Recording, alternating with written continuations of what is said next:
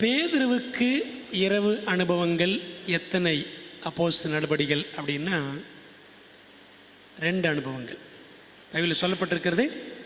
2 இரவு அனுபவங்கள் சொல்லப்பட்டிருக்கு. ஆனால் அவர் சிறைச்சாலையில் இருந்த அனுபவங்கள் 3 அனுபவங்கள் அப்படின்னு பார்க்குறோம். சரிங்களா? சில வசனங்களை திருப்பலாமா? எல்லாரும் பைபிள் கையில் வச்சுருக்கீங்களா? ஓகே, உங்கள் கண்களை பைபிளில் வச்சுருக்கிறீங்களா? எல்லோரும் பைபிளை கையில் எடுத்துக்கோங்க. பைபிளை எடுத்துக்கோங்க. தூங்குறவங்க எல்லாம் கண்ணை முழித்து வேதாகமத்தை திறந்து பார்க்கும்படி கேட்டுக்கொள்கிறேன். அப்போஸ்தலர் 4ஆம் அதிகாரத்தில் அவருடைய முதல் சிறைச்சாலை அனுபவத்தை பார்க்குறோம். 4ஆம் அதிகாரத்தில் பாருங்கள், இந்த 40 வயதுக்கு மேலான சப்பானி அவரை பேதுரு யோவான் என்ன செஞ்சாங்க? சுகமாக்கினார்கள். அது நிமித்தம் இந்த 2 பேர் சிறையில் தள்ளப்பட்டார்கள் என்பது முதல் அனுபவம். பாருங்கள், 4ஆம் அதிகாரத்தில் அப்போஸ்தலர் 4 வசனம் 23 வாசிங்க. அவர்கள் விடுதலையாக்கப்பட்ட பின்பு தங்களை சேர்ந்தவரிடத்தில் வந்து தங்களுக்கு சொன்ன யாவையும் அறிவித்தார்கள் அப்படின்னு வாசிக்கிறோம். இந்த 2 பேரும் பேதுரு யோவானும் ஜெயிலில் இருந்தாங்க. இது முதல் அனுபவம். 2வது 5ஆம் அதிகாரத்தில் நான் பார்க்குறோம். 18ஆம் வசனம் 5:18 பாருங்கள். அப்போஸ்தலர்களை படித்து பொதுவான சிறைச்சாலையில் வைத்தார்கள். இது செகண்ட் எக்ஸ்பீரியன்ஸ், 2ஆம் சிறைச்சாலை அனுபவம் பேதுருவுக்கு. இங்கே தான் வாசிக்கிறோம் 19ஆம் வசனம். கர்த்தருடைய தூதன் ராத்திரியிலே சிறைச்சாலையின் கதவுகளை திறந்து அவர்களை வெளியே கொண்டு வந்தான் அப்படின்னு வாசிக்கிறோம். அப்போ போய் அடுத்த நாள் தேடி பார்க்குறாங்க, சிறைச்சாலை பத்திரமாக பூட்டப்பட்டிருந்தது. ஆரம்பத்தில் படித்தோம்ல, சிறைச்சாலை பத்திரமா இருந்துச்சு. ஆனால் சிறை கைதிகள் அதில் பத்திரமா இல்லை. என்னாச்சு? தேவதூதன் அவர்களை வெளியே கொண்டு வந்து விட்டான். எங்கப்பா அந்த 2 பேரை காணோம் அப்படின்னு பார்த்தா அந்த 2 பேர் அங்கே போய் பிரசங்கம் பண்ணிகிட்டு இருக்கிறாங்க. சரிங்களா? இது 2வது சிறைச்சாலை அனுபவம். பேதுருவுக்கு சொல்லப்பட்டிருக்கிற முதல் ராத்திரி அனுபவம். அந்த 2 ராத்திரி அனுபவங்களுமே தேவதூதன் வந்து பேதுருவை விடுவித்த அனுபவங்கள். சரிங்களா?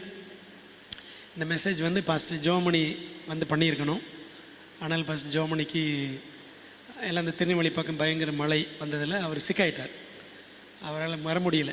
நான் சொன்னேன், எப்பா நானும் தான் சிக்காக இருக்கிறேன் அப்படின்னு. இல்லை உனக்கு ப்ரே பண்ணுறேன் சரியாயிரும் அப்படின்னு. அதனால் அவர் வர முடியலை. ஆண்டவர் இந்த வாய்ப்பு எனக்கு கொடுத்துருக்கிறார். ஆகவே கொஞ்ச நேரம் தான் பேச போகிறேன், ஒரு 10-15 நிமிஷம்தான். எனக்கு ஜெபித்து கொள்ளுங்கள்.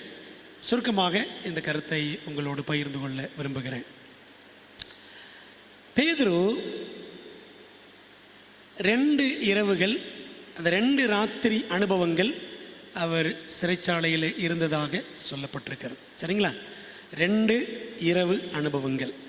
அதில் ஒன்று எங்கே இருக்குது? அப்போஸ்தலர் 5ஆம் அதிகாரத்தில் இருக்குது. இன்னொன்று அப்போஸ்தலர் 12ஆம் அதிகாரம். 12க்கு வாங்க. 12ஆம் அதிகாரம் ஆரம்பத்தில் படித்தோம் என்று சொன்னால், 12ஆம் அதிகாரத்தின் ஆரம்பத்தில் இந்த அதிகாரம் எப்படி ஆரம்பிக்குது? வாசிங்க முதல் வசனம். சிலரை துன்பப்படுத்த தொடங்கி ஏரோது ராஜா. எந்த ஏரோது ராஜா அப்படின்னா, மகா ஏரோதுன்னு ஒரு ராஜா இருந்தான்ல, இயேசு கிறிஸ்து பிறந்த டைமில் பிள்ளைகள் எல்லாம் கொலை செய்து சட்டம் போட்டான்ல, அந்த ஹெரோட் த கிரேட், மகா ஏரோதுடைய பேரன் இவன். சரிங்களா? பேரன்தான் யாரு? இந்த ஏரோது அக்ரிப்பா 1. சரிங்களா? இவனுடைய முழு பெயர் ஏரோது அக்ரிப்பா 1. முதலாம் ஏரோது அக்ரிப்பா. 2ஆம் ஏரோது அக்ரிப்பா தான் நம்ம ஏற்கனவே படித்தோம். அந்த தம்பதி பற்றி படிக்கும் பொழுது அக்ரிப்பா பெர்னிக்கேயால் படிச்சிருக்கோம்ல. இந்த அக்ரிப்பா முன்னாடி பவுல் பிரசங்கம் பண்ணுவார். ஆகவே அவர் 2ஆம் ஏரோது அக்ரிப்பா, அதாவது இந்த அப்போஸ்தலர் 12 வரக்கூடிய முதலாம் அக்ரிப்பாவுடைய பையன். அவர் தான் 2ஆம் அக்ரிப்பா. சரிங்களா? 2ஆம் ஏரோது அக்ரிப்பா. ஆகவே இந்த பேதுரு 12ஆம் அதிகாரத்தில் படிக்கும் பொழுது இந்த முதலாம் ஏரோது அக்ரிப்பா யாரை கொலை பண்ணிடுறான்? யாக்கோபை கொலை பண்ணிடுறான். அது யூதர்களுக்கு ரொம்ப சந்தோஷம். இப்போ அடுத்து யாரையும் பிடிச்சி வச்சிருக்கிறான்? பேதுருவையும் பிடிச்சி வச்சிருக்கான் ஜெயிலில். சரிங்களா? அது ஒரு பண்டிகை காலகட்டம். அந்த பண்டிகை டைமில் நிச்சய முடியாது, கொலையெல்லாம் பண்ண முடியாது. சரிங்களா? சரி, அது முடியட்டும். அடுத்த நாள் விடிஞ்ச உடனே பேதுருவையும் கொன்றுவோம் அப்படின்னு சொல்லிட்டு இந்த கொலைகார ஏரோது ராஜா ஆயத்தமாக இருந்தான். நீங்கள் பைபிளில் பாருங்களேன், இந்த ஏரோது ராஜாக்கள் எல்லாருமே கொலைகார பசங்க. சரிங்களா? என்ன மகா ஏரோதும் அப்படி தான், சின்ன பிள்ளைகள் எல்லாம் கொன்னான். இயேசு ஒரு யூதருக்கு ராஜா பிறந்துட்டாரே அப்படின்னு சொல்லிட்டு. ரெண்டாவது இன்னொரு ஏரோது ராஜா யார்? யோவான் ஸ்நானனை தலையை விட்டுனா பார்த்தீங்களா, அவன் ஒரு கொலைகாரன். ஏரோது அந்திப்பா அவன் பேர். இங்கே பார்க்குறோம்ல, ஏரோது முதலாம் அக்ரிப்பா யாரை கொலை பண்ணான்? யாக்கோபை கொலை பண்ணான். இப்போ அடுத்து யாரை கொலை பண்ண பார்க்குறான்? பேதுருவை கொலை பண்ண பார்க்குறான். சரிங்களா? இப்போ விடிஞ்சா யார் சாகணும்? பேதுரு சாகணும். சரிங்களா? அந்த நைட் என்னாச்சு அப்படின்னு படிக்க போகிறோம். சரிங்களா? யோவான் அப்போஸ்தலர் 12ஆம் அதிகாரம். 12ஆம் அதிகாரத்தில் 6ஆம் வசனம் படிப்போம். கொண்டு வரும்படி குறித்திருந்த நாளுக்கு முந்தின நாள் ராத்திரியிலே பேதுரு 2 சங்கிலினாலே கட்டப்பட்டு 2 சேவகர் நடுவே நித்திரை பண்ணி கொண்டிருந்தான். காவற்காரரும் கதவுக்கு முன்னிருந்து சிறைச்சாலையை காத்து கொண்டிருந்தார்கள். நல்ல கவனிங்க, இந்த பேதுருவை எப்படி காவல் பண்ணுகிறார்கள்? அப்பொழுது அந்த பேதுரு எங்க நித்திரை பண்றாரா? 2 சேவகர் நடுவே. 2 கைகளுமே, இந்த பக்கம் ஒரு சோல்ஜர் அவர் கையில் அப்படி கட்டியிருக்கோம், இன்னொரு கை இன்னொரு சேவகன். 2 கைகளும் 2 சோல்ஜர்ஸ் அவங்க செயின் போட்டு கட்டி வச்சிருக்காங்க. அவங்க கையோட யாருடைய கை? பேதுருடைய கை. சரிங்களா? அது மட்டும் கிடையாது. 4ஆம் வசனம் படி. அவனை பிடித்து சிறைச்சாலையில வைத்து பஸ்கா பண்டிகைக்கு பின்பு ஜனங்களுக்கு முன்பாக அவனை வெளியே கொண்டு வரலாம் என்று எண்ணி அவனை காக்கும்படி வகுப்புக்கு 4 போர் சேவகராக ஏற்படுத்திய 4 வகுப்புகளின் வசமாக ஒப்புவித்தான். சொல்லுங்க, எத்தனை சோல்ஜர்ஸ்? இப்போ வகுப்புக்கு 4 பேர். மொத்தம் எத்தனை வகுப்பு? 4 வகுப்பு. நானாங்க 16 சோல்ஜர்ஸ். இந்த 16 சோல்ஜர்ஸ் அப்புறம் கையில் கட்டி இருக்கிறது 12 பேர். வெறும் 16 மட்டும் கிடையாது, ஒவ்வொரு ஜாமத்துக்கும் 16 பேர். சரிங்களா? ஒவ்வொரு ஜாமம் எத்தனை மணி நேரம்? 3 மணி நேரம். சரிங்களா? 6லேருந்து 9 சாயங்காலம், 6 to 9 முதலாம் ஜாமம், 9 to 12 2ஆம் ஜாமம், நைட்டு 12 to விடியற்காலம் 3 3ஆம் ஜாமம், விடியற்காலம் 3லேருந்து 6 வரைக்கும் 4ஆம் ஜாமம். ஒவ்வொரு ஜாமத்துக்கும் 16 சோல்ஜர்ஸ். சரிங்களா? அப்போ எத்தனை? 4 16 64. அப்புறம் கையில் 2 கட்டி இருக்கிறது 2 பேர். அப்போ மொத்தம் எத்தனை? 66 சோல்ஜர்ஸ். சாதாரண இந்த மீன் பிடிக்கிறவனுக்கு. சரிதானே? இவர் என்ன பெரிய கிரிமினல் வேலை பண்ணிட்டாரு? போய் பிரசங்கம் பண்ணார், அவ்வளோதான். பாஸ்டர் பேசும்பொழுது சொன்னாங்க, பவுல் அப்போஸ்தலர் 23:23 பவுல் அரெஸ்ட் பண்ணி பத்திரமா கூட்டு போனாங்க. எத்தனை பேர் கூட்டு போனாங்க கவனிச்சிங்களா அந்த வசனத்தை? 276 கப்பலில், 276 கப்பலில், அப்போஸ்தலர் 27. நான் சொன்னது அப்போஸ்தலர் 23:23. படிங்க அந்த வசனத்தை. அப்போஸ்தலர் 23. அவன் 100க்கு அதிபதிகளில் 2 பேரை அழைத்து செசரியா பட்டணத்திற்கு போகும்படி 200 காலாட்களையும் 70 குதிரை வீரரையும் 200 ஈட்டிக்காரரையும் ராத்திரியிலே 3ஆம் மணி வேளையிலே ஆயத்த பண்ணுங்கள் என்றும். ஓகே, 23 என்ன சொல்லுது? மொத்தம் எத்தனை பேர் கணக்கு போட்டு சொல்லுங்க. பவுலை காவல் காக்கிறதுக்கு எத்தனை பேர்?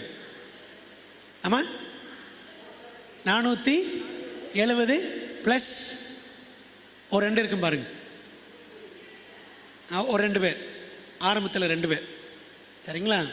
100க்கு அதிபதிகள் 2 பேர், அப்புறம் 200 காலாட்கள், 70 குதிரை வீரர், 200 ஈட்டிக்காரர், 472 பேர். யாருக்குங்க? இந்த குள்ளமாக இருப்பார் ஒருத்தர், குள்ளமாக இருப்பார், கொஞ்சம் திக்கி திக்கி பேசுவார், கண் பார்வை கூட கொஞ்சம் பிரச்சனை உள்ள ஆள் தான். யார்? பவுல். இவருக்கு 472 பேரும். காலம் வருகிறது, உங்களை என்னையும் காவல் காக்கிறதுக்கு 472 பேர் வரப்போகிறாங்க. நம்மளை காவல் காக்கிறதுக்கு 66 பேர் வரப்போகிறாங்க. ஆனால் அந்த குற்றம் செய்யணும். என்ன குற்றம்? பிரசங்கம் பண்ணணும்.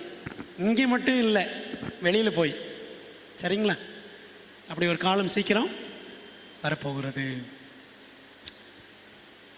விடிஞ்சா பேதுரு தலையும் போயிடும். பேதுரு எத்தனையோ தலையை வெட்டியிருக்காரு, அப்படி தானே? பேதுரு எத்தனையோ தலைகள் வெட்டியிருப்பார். எந்த தலைகள்? மீன் தலைகள் வெட்டியிருப்பார். ஆனால் இப்போ இவர் தலை வெட்ட போகிறாங்க. சரிங்களா? ஆனால் என்ன செய்கிறாரு? நல்லா தூங்குறாருங்க. எப்படி தூங்குறாரு பாருங்களேன். அப்போஸ்தலர் 12 வாசிங்க, வசனம் 7 படிங்க. அப்பொழுது கர்த்தருடைய தூதன் அங்கே வந்து நின்றான். பேதுருக்கு தெரியல. தேவதூதன் வந்து நின்றான், பேதுருக்கு தெரியல. அப்புறம் அறையிலே வெளிச்சம் பிரகாசித்தது. நமக்கு வெளிச்சம் வந்த உடனே தூக்கம் என்ன செஞ்சிடும்? போயிடும். அப்படிதானே? எனக்கு டியூப்லைட் எரிஞ்சாலே எனக்கு தூக்கம் வராது. ஆஃப்னு சொல்லிட்டே இருப்பேன் வீட்டில். நிறைய பேருக்கு அப்படித்தான். டியூப்லைட்டுக்கே நமக்கு தூக்கம் வராது. ஆனால் இந்த டியூப்லைட்டுக்கு, இந்த பேதுருக்கு பாருங்களேன், தூதனுடைய வெளிச்சம் பிரகாசித்தது. ஆனால் என்ன பண்ணுறாரு? உடனே தூதன் வர்றாரு, இவர் தூங்கிட்டு இருக்கிறாரு. தூதனுடைய வெளிச்சம் வருது, தூங்கிட்டு தான் இருக்கிறாரு. அப்புறம் அவன் பேதுருவை விழாவிலே தட்டி சீக்கிரமா எழுந்துரு என்று அவனை எழுப்பினான். உடனே சங்கிலிகள் அவன் கையில் இருந்து விழுந்தது. அவர் இந்த தூதன் வந்து என்ன செய்யறாராம்? விழாவில் தட்டுற. எப்படி தட்டியிருப்பார்னு நினைக்கிறீங்க? ஓங்கி அடிச்சிருப்பாரோ? ஓங்கி அடித்தா செத்து போயிடுவார். ஆனால் எலன் ஒயிட் அம்மையார் எழுதுகிறாங்க, இதே தேவதூதன் தான் வாசிக்கிறேன். ஆக்ட்ஸ் ஆஃப் த அப்போஸ்டல்ஸ் புக்கில் எலும்பி பிரகாசித்த இயேசுவின் சீடர்கள் அந்த புஸ்தகத்தில் பக்கம் இங்கிலீஷில் 152 எலன் ஒயிட் சொல்கிறாங்க, the same angel who had come from the royal courts to rescue Peter had been the messenger of wrath and judgment to Herod. இதே தேவதூதன் பேதுரு விழாவில் ஜென்டில் தட்டி எழுப்பின அதே தேவதூதன் தான் அந்த அதிகாரத்தின் கடைசியில் பாருங்களேன், ஏரோது ராஜாவை ஓங்கி அடிச்சாராம். அவன் என்ன ஆகிட்டான்? புழுத்து செத்து போயிட்டான். புரியுதா உங்களுக்கு? The angel smote Peter to arouse him from slumber. It was with a different stroke that he smote the wicked king, laying low his pride and bringing upon him the punishment of the Almighty. இந்த தேவதூதன் தூக்கத்திலிருந்து பேதுரு எழுப்புவதற்காக அப்படி gentle என்ன பண்ணாராம்? தட்டி எழுப்பினாராம். நம்மளே யாராவது ஜென்டில் தேவதூதன் இப்போ தட்டி எழுப்ப வேண்டியது இருக்கா? யாராவது இல்லையா? நம்மளை பார்த்தா ஏஞ்சல் ஓடி போயிடணும். பரவாயில்ல, எல்லாம் பிரிஸ்காக இருக்கிறாங்க அப்படி தானே? எல்லாம் பிரிஸ்காக இருக்கீங்களா? இப்போதைக்கு இருக்கிறோம் அப்படின்றீங்களா? ஓகே. இந்த தேவதூதன் பேதுருவை தட்டி எழுப்புறார். இந்த ராத்திரியில் இவ்வளவு சம்பவங்கள் நடக்குது. அவர் எந்திரிச்சிடறார். கதை உங்களுக்கு தெரியும். எத்தனை கேட்டு தாண்டுறாங்க? எத்தனை கேட்டு தாண்டினாங்க? படிச்சிங்களா? படித்து சொல்கிறீங்களா, படிக்காமல் சொல்கிறீங்களா? எத்தனை கேட்டு தாண்டினாங்க? 12ஆம் அதிகாரம் முழுக்க நீங்கள் படித்து பார்க்கணும். வாசிக்கலாமா? 10ஆம் வசனம் பாருங்க. அவர்கள் முதலாம் காவலை கடந்து 2ஆம் காவலை கடந்து நகரத்துக்கு போகிற இருப்பு கதர்வண்டையிலே வந்தபோது அது தானாய் அவர்களுக்கு திறவுண்டது. அதன் வழியாய் அவர்கள் புறப்பட்டு ஒரு வீதி நெடுக நடந்து போனார்கள். சரி, இப்ப சொல்லுங்க, எத்தனை காவல் தாண்டி இருக்காங்க? 3. சரிங்களா? முதலாம் காவல், 2ஆம் காவல், அப்புறம் மெயின் கேட்டு. சரிங்களா? 3 காவல் தாண்டி வந்திருக்காங்க. அப்போ அங்கங்கெல்லாம் சோல்ஜர்ஸ் இருந்துப்பாங்களே, இருந்திருக்க மாட்டாங்களா? இப்போது பேதுருவை ரொம்ப பத்திரமாக பாதுகாத்தாங்க. அப்படி தானே? ஏன்னா ஏற்கனவே எங்கே தப்பிச்சிட்டாரு. ஏற்கனவே அப்போஸ்தலர் 5ஆம் அதிகாரத்தில் தேவதூதன் வந்து காப்பாற்றி கொண்டாந்துட்டார். உள்ளே போய் பார்த்தா வெறும் ஜெயில் தான் பத்திரமா இருக்குது. சரிதானே? அப்போது இந்த கதையெல்லாம் தெரிஞ்ச ஏரோது ரொம்ப பத்திரமா பாதுகாக்கிறான். 3 மணி நேரத்துக்கு 16 பேர். சரிங்களா? உள்ளே போயிட்டான். அங்கே 2 பேர் இருக்கான், 2 கையும் கட்டிக்கிட்டு. சரிங்களா? இப்படி சூழ்நிலையில் பேதுரு எப்படி இருந்தார்? நல்லா தூங்குனாருங்க. அருமையாக தூங்குனார். சரிதானே? நான் நினைக்கிறேன் அவருக்கு இருமல்லாம் இல்லைன்னு நினைக்கிறேன். இருமல பிரச்சனையோ ஒருவேளை இருந்துச்சோ இல்லையோ தெரியல, நல்லா தூங்கினார் மனுஷன். நான் இன்னைக்கு புரண்டு படுத்து தான் பார்த்தேன், தூக்கமே வரல. ஆனால் இந்த பேதர் என்ன பண்ணார்? அருமையாக தூங்கினாருங்க. சங்கீதம் 127 ஆண்டவர் சொன்ன வாக்கு தத்தம் அவருக்கு நிறைவேறிடுச்சுன்னு நினைக்கிறேன். 127 சங்கீதத்தில் என்ன வாக்கு தத்தம் இருக்குது? இப்போ படிச்சிடாதீங்க, அப்புறம் எல்லோரும் தூங்கிடுவீங்க. என்ன சொல்லியிருக்கு? அவரே தமக்கு பிரியமானவனுக்கு சொல்லுங்க நித்திரை அளிக்கிறார். ஆண்டவரே நாங்களும் பிரியமானவர்கள் தான், இப்போவே கொடுங்க ஆண்டவரே அப்படின்னு யாரும் கேட்டுறாதீங்க. அவரே தமக்கு பிரியமானவனுக்கு நித்திரை அளிக்கிறார் அப்படின்னு வாசிக்கிறோம். அது யாருக்கு நடந்துச்சு? பேதுருவுக்கு நடந்துச்சுங்க. அடுத்த நாள் சாக போகிறேன் தெரிஞ்சோம், தூங்கினார். கடல் கொந்தளிக்குது அப்படின்னு தெரிஞ்சோம், ஒருத்தர் கப்பலில் தூங்கினார். யாரு? யோனாவா? யோனா தான் ஞாபகம் வரும். யார் தூங்கினா? ஏசுப்பா தூங்கினார்ல, ஜீசஸ் தூங்கினார்ல மார்க் 4ஆம் அதிகாரத்தில். இப்போ யோனா இப்போ ஆண்டருக்கு பிரியமானவனா சொல்லுங்க? யோனா தூங்கினதுக்கு அப்புறம் தான் கொந்தளிச்சிச்சு. ஆனால் பாருங்களேன், ஏசப்பா பற்றி ஜீசஸ் பிதா சொன்னார், இவர் என்னுடைய நேசகுமார். கடல் கொந்தளிக்குது, ஏசு என்ன பண்ணார்? நல்லா தூங்கினார். நமக்கும் அப்படித்தாங்க. என்ன தான் கொந்தளிச்சாலும் ஆண்டோட பிள்ளைகளுக்கு என்ன வரணும்? தூக்கம் வரணும். இங்கே வரக்கூடாது. சரிங்களா? இங்கே வரக்கூடாது. எங்கே வரணும்? வீட்டில் வரணுமா?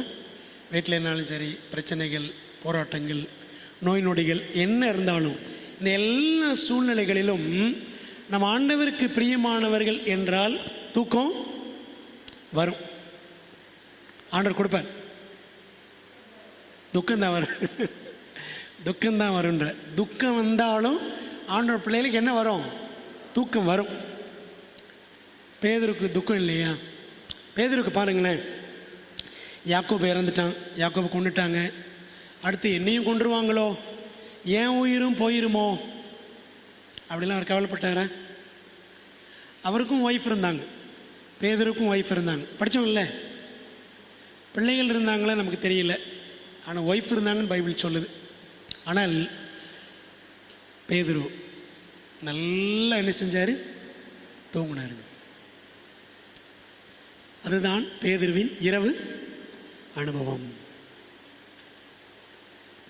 ஒருவேளை சத்தியத்தை சொன்னது நிமித்தம் நம்ம ஒருவேளை சிறைச்சாலைக்கு தள்ளப்பட்டாலும், கடினமான பாதைகளை சந்திக்க நேரிட்டாலும் ஆண்டவர் நிச்சயவாரு தூக்கத்தை கொடுப்பாரு.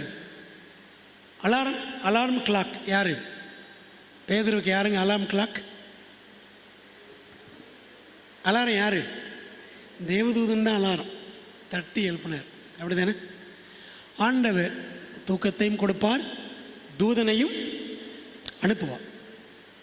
ஆனால் நம்ம எப்படி இருக்கணும்? ஆண்டவருக்கு பிரியமானவர்களாக நாம் இருக்க வேண்டும்.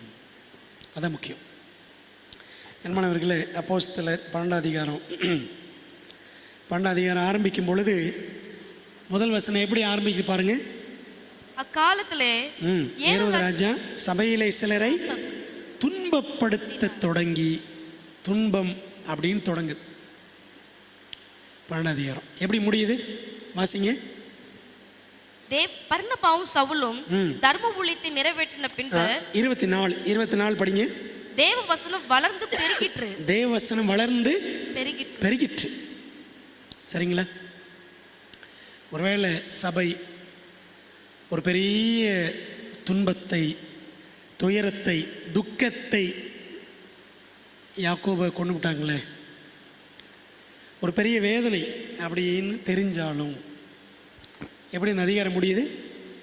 தேவ வசனம் வளர்ந்து பெருகிற்று. பேதுருவை கொல்லணும்னு நினைச்ச ஏரோது கடைசிலாமே புழுத்து செத்தான். சரிதானே? இந்த தூதன் பேதுருவை விடுவித்தான். அதே தூதன், ஒரு கமெண்ட்ரி படித்தேன், வேத விளக்க உரை படித்தேன். அவர் எழுதுகிறாரு, அந்த எழுத்தாளர், ஒருவேளை அதே தூதன் வந்து இந்த ஏரோதுவையும் அடித்திருக்கலாம் அப்படின்னு எழுதுகிறார். ஆனால் எலன் ஒயிட் எழுதும் பொழுது தெளிவாக சொல்கிறாங்க, த சேம் ஏஞ்சல், அதே தூதன் வந்து யாரையும் அடித்தான்? ஏரோதுவை அடித்தான். அன்பான தேவ பிள்ளைகளே, நமக்கு ஒரு நல்ல ஒரு பாடம், ஆறுதலான பாடம் என்ன அப்படின்னா, தேவன் தம்முடைய பிள்ளைகளை விடுவிப்பார். தேவதூதர்களை கொண்டு விடுவிப்பார். துக்கத்திலும் தூக்கத்தை கொடுப்பார். சிறையிலும் விடுதலையை அனுப்புவார். ஆனால் என்ன செய்யணும்? ஆண்டுக்கு பிரியமா ஊழியம் செய்யணும். அவருக்கு பிரியமா நடக்கணும். ஒரே ஒரு வசனம் வாசித்துட்டு முடிச்சிருவோம். 12 அப்போஸ்தலர் 12 வசனம் 5 வாசிங்க. அப்படியே பேதுரு சிறைச்சாலையிலே காக்கப்பட்டிருக்கையில் சபையார் அவனுக்காக தேவனை நோக்கி ஊக்கத்தோடு ஜெபம் பண்ணினார்கள். இந்த 12 அதிகாரத்தில் 5 வசனம் பாருங்களேன், இங்கிலீஷில். Peter therefore was kept in prison but prayer. இவ்வளோ பெரிய அற்புதம் நடந்ததுக்கு காரணம் என்ன? சபையார் எல்லாரும் என்ன செஞ்சாங்களாம்? ஜெபம் பண்ண. பட் ப்ரேயர், இங்கிலீஷில் தாங்க இந்த பட் இருக்கு. But prayer was made without ceasing of the church and to God for him. சபை இடைவிடாமல் பேதுருவுக்காக ஜெபித்தது. ஒரு பெரிய அற்புதம். பேதுருவை ஆண்டவர் காப்பாற்றினார். பெரிய அற்புதம். பேதுருவை கொல்ல வேண்டும் என்றிருந்த ஏரோதுவை தேவன் கொன்றார். எப்படி கொன்றார்? எந்த தூதனை வைத்து பேதுருவை விடுவித்தாரோ அதே தூதனை வைத்து ஏரோதுவை கொன்றார். சரிங்களா? ஏஞ்சலிக் டெலிவரன்ஸ், தேவதூதனால் விடுதலை. இது மாதிரி வருங்காலத்தில் நடக்குமா? எதிர்காலத்தில் நடக்குமா? வாய்ப்பு இருக்கா அப்படின்னா, சபை தொடர்ந்து ஜெபித்தால் தேவன் செய்வார். ஜெப வாழ்க்கை நம்மிடத்தில் காணப்பட்டால் அன்று வந்த தேவதூதன் இனிமேலும் வர முடியும். வாய்ப்புகள் இருக்கிறதா? இருக்கிறது. ஆகவே பிரியமான தேவனுடைய பிள்ளைகளே, 2 இரவு அனுபவங்கள் பேதுருவை குறித்து பைபிளில் அப்போஸ்தலரில் இருக்கு. அந்த 2 இரவு அனுபவங்களுமே தேவதூதர்களோடு சம்பந்தப்பட்டிருக்கிறது. சரிங்களா? 3 சிறைச்சாலை அனுபவங்கள் பேதுருவுக்கு. சரிதானே? முதல் அனுபவம் ஒரு பெரிய வெற்றி, சப்பானி சோகமானம். 2வது அனுபவம் இந்த அனனியா சப்பீரால் அந்த சம்பவம். அதுக்கப்புறம் பயங்கரமான ஊழியம். பேதுருவோடைய நிழல் பட்டு அநேகர் சுகமானார்கள். அதுக்கப்புறம் பிடிச்சி ஜெயிலில் போட்டாங்க. ஆனால் 3வது அனுபவம் பெரிய பெரிய வெற்றியின் அனுபவங்கள்லாம் கிடையாது. யாக்கோபை கொண்டு போட்டாங்க. சரிங்களா? ஒரு துக்கமான அனுபவம். ஆனால் தேவன் அதுக்கப்புறம் ஒரு பெரிய ஆச்சரியமான வெற்றியை கொடுத்தார். இதுக்கப்புறம் அப்போஸ்தலர் 12க்கு அப்புறம் பேதுருவை பற்றி அப்போஸ்தலர் நடவடிக்கைகள் இருக்காது. சரிங்களா? அப்போஸ்தலர் முதல் 12 அதிகாரங்கள் ஃபுல்லாக பேதுருவை பற்றி இருக்கும். அதுக்கப்புறம் ஃபுல்லாக பவுலை பற்றி இருக்கும். சரிங்களா? ஆக பிரியமான தேவனுடைய பிள்ளைகளை, பவுல், பேதுரு இவங்க எல்லாம் இரவு அனுபவங்களை கடந்து வந்தவர்கள். தேவன் அவர்களோடு கூட இருந்து பெரிய காரியங்களை செய்தார். அந்த பவுலின் தேவன், பேதுருவின் தேவன் நமக்கும் தேவனாக இருந்து நமக்கும் பெரிய காரியங்கள் செய்ய ஆயத்தமாக அவர் இருக்கிறார். ஆனால் சபை ஜெபிக்க ஆயத்தமாக, சாட்சியாக சத்தியத்தை அறிவிக்க ஆயத்தமாக இருக்க வேண்டும்.